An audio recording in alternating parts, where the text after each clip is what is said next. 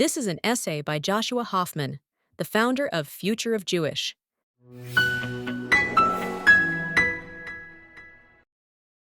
The news of yet another shooting at an event with U.S. President Donald Trump in attendance should have been shocking. It wasn't. Sadly, the shooting was a natural consequence of years of left-wing media incitement. The left-wing media has become a propaganda machine for anything anti-right. They use right-wing as a slur.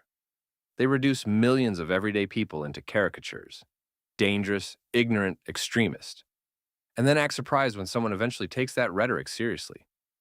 This doesn't mean right-wing media or movements are beyond criticism or even condemnation. They aren't. But invoking the other side in this moment isn't nuance. It's evasion.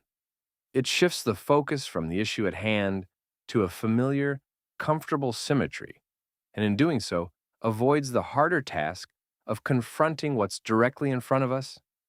Israel, and Jews by extension, were among the first culprits of the modern left-wing media's war against truth, fact-finding, and intellectual honesty. No matter what Israel does or doesn't do, it is virtually always the so-called aggressor, occupier, colonizer, and the primary source of escalation. Its actions interpreted through a presumption of guilt rather than a contest of facts. When Israel does something right, it is downplayed or outright ignored. When it does something wrong or perceived to be wrong, the claim is amplified, stripped of context, and disproportionately scrutinized. That is not serious journalism. It is propaganda with a nice logo.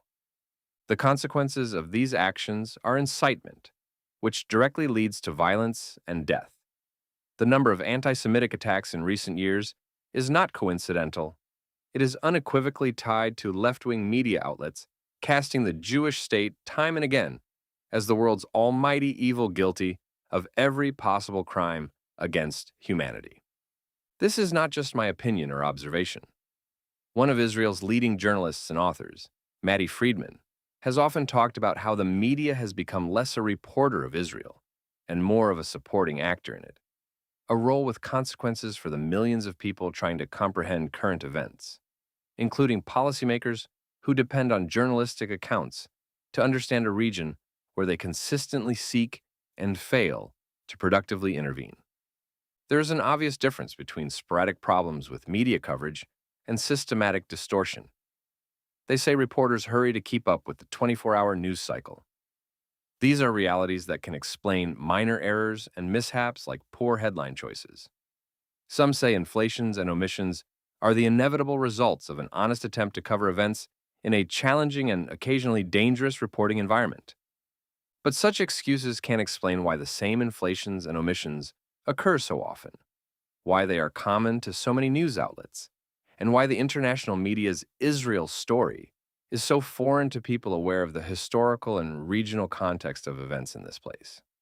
To make sense of most left-wing journalism about Israel, it is important to first understand that the news tells us far less about Israel, and far more about the people conveying the news. According to Friedman, quote, journalistic decisions are made by people who exist in a particular social milieu, one which, like most social groups, involves a certain uniformity of attitude, behavior, and even dress. These people know each other, meet regularly, exchange information, and closely watch one another's work. This helps explain why a reader looking at articles written by the half-dozen biggest news providers in the region on a particular day will find that, though the pieces are composed and edited by completely different people and organizations, they tend to tell the same story. The media wants us to think that they are what's known in America as the fourth estate, the so-called good guys, courageously stepping in to act as a crucial watchdog that holds government and institutions accountable in a democracy. That may be true in my journalism textbook from university, but it is nowhere near reality. The media is, in truth, a corrupt and troubled institution. Corrupt not in that it accepts bribes, corrupt in a systemic sense. It fails to do what it claims to do, what it should do, and what society expects it to do. The news media is entwined in a vicious circle of mutual manipulation, myth-making, and self-interest. Journalists are incentivized to dramatize news because it justifies their jobs and makes them feel far more important than they actually are. Too often, the crises are not really crises, but fabrications. The media is so ensnared in a symbiotic web of lies that it is unable to tell the public what is true, according to Peter Vanderwicken, a former journalist at Time, Fortune, and the Wall Street Journal. This symbiotic web is very much present in Israel and the Palestinian territories, where foreign activists are a notable feature of the landscape, and where international NGOs and numerous arms of the United Nations are among the most powerful players, wielding billions of dollars and employing many thousands of foreign and local employees. Friedman wrote, quote, "In my time in the press corps, I learned that our relationship with these groups was not journalistic. My colleagues and I did not, that is, seek to analyze or criticize them. For many foreign journalists, these were not targets but sources and friends, fellow members, in a sense, of an informal alliance. This alliance consists of activists and international staffers from the UN and the NGOs, the Western Diplomatic Corps, and foreign reporters. In these circles, a distaste for Israel has come to be something between an acceptable prejudice and a prerequisite for entry. I don't mean a critical approach to Israeli policies, but a belief that, to some extent, the Jews of Israel are a symbol of the world's ills. This idea, much like Trump derangement syndrome, is quickly becoming one of the central elements of the progressive Western zeitgeist, spreading across the left, including among journalists at left-wing media outlets like the BBC, the Australian Broadcasting Corporation, and the New York Times. According to James Bennett, a former editor at the New York Times, quote, "Times readers are being served a very restricted range of views, some of them presented as straight news, by a publication that still holds itself out as independent of any politics. The paper leads its readers further into the trap of thinking that what they are reading is independent and impartial, and this misleads them about their country's center of political and cultural gravity. This directly translates into a theater of the absurd, such as sympathetic reporting about terror groups like Hamas and Hezbollah, as well as the brutal Iranian regime, becoming more common. Influential left-wing columnists and editors coax reporters into interviewing terrorists and come away suckered into thinking there's something else besides genocidal ideology that could explain their perversions. It's all part of the left-wing media's way of doing business, stirring up outrage and polarization, and then acting dumbfounded when that produces real-world consequences like violence, shootings, and death. I'm reminded of the Bondi Beach Chinooka massacre last December.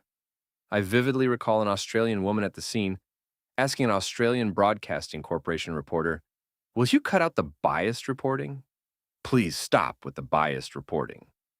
Hours later, a high-profile ABC journalist named Laura Tingle claimed that the targeted attack on a Jewish festival at Bondi Beach has got nothing to do with religion.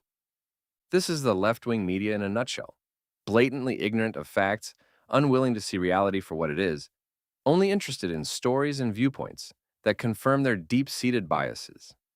Hence why the news media has created a charade that serves their own interests but misleads the public. Journalists dutifully report fabrications and omit facts that do not support their ideology. What has emerged, according to Paul Weaver, author of News and the Culture of Lying, How Journalism Really Works, is a culture of lying. But even that doesn't fully capture the shift. The issue is no longer just misinformation. It's the role that misinformation plays in intensifying division and legitimizing hostility. When coverage consistently frames topics in extreme and dehumanizing terms, it creates an environment where escalation becomes more likely. As Bill Britt, editor-in-chief at the Alabama Political Reporter, wrote, "The health of our democracy depends on whether we still have the courage to tell the truth, to demand it, and to punish those who betray it. The truth doesn't need spin or strategy. It just needs defenders, and we must be among them."